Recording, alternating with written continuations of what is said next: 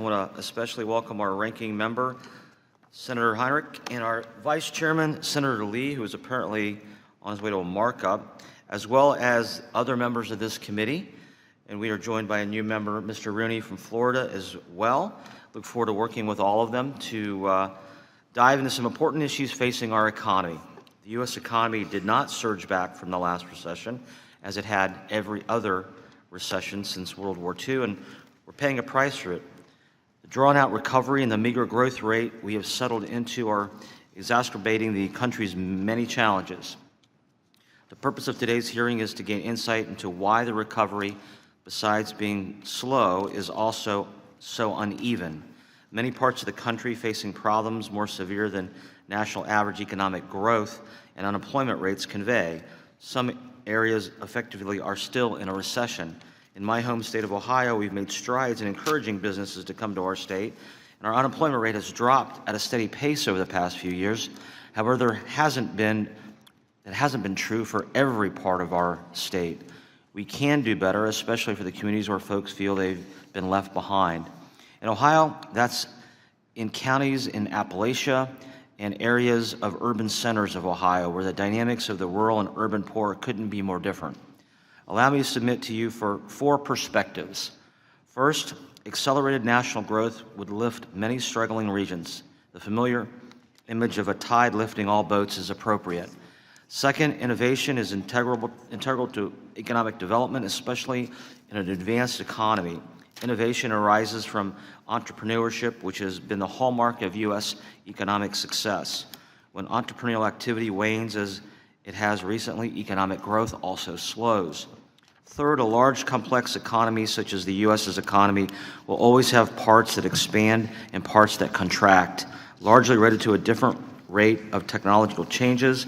However, government intervention, such as with respect to taxes, wages, and employment benefits, mandates, zoning, and licensing, can make this worse by restricting market entry, impairing new business formation, and limiting job creation. Fourth, education and skill development are the key to a productive, adaptable labor force. I was struck by observations that Fed Reserve Chairman Janet Yellen made in a speech last week, in which she stressed the importance of entrepreneurship, the importance of vocational education and apprenticeships, and engaging employers in the training process, among other things. Everyone is aware of the demographic change the country is undergoing right now. The baby boom generation is reaching retirement age, and that's affecting many aspects of our economy. One such effect is slowing entrepreneurial activity, as part of today's testimony will explain.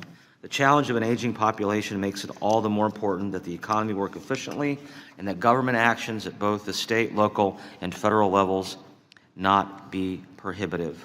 Unfortunately, this is not always the case. For example, laws and regulations for many years have been accumulating at a faster rate than the economy has grown.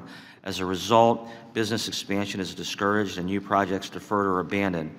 U.S. worldwide ranking in the ease of starting a business has slipped from 45th out of 190 countries in 2016 to 51st today, according to the World Bank. Members from both sides of the political aisle have frequently criticized the inefficiencies of the regulatory buildup, yet it continues. The effects are real, and they're holding the economy back. One of the key areas of weaknesses this recovery has seen has been private business investment, which is sensitive to tax and regulatory regimes.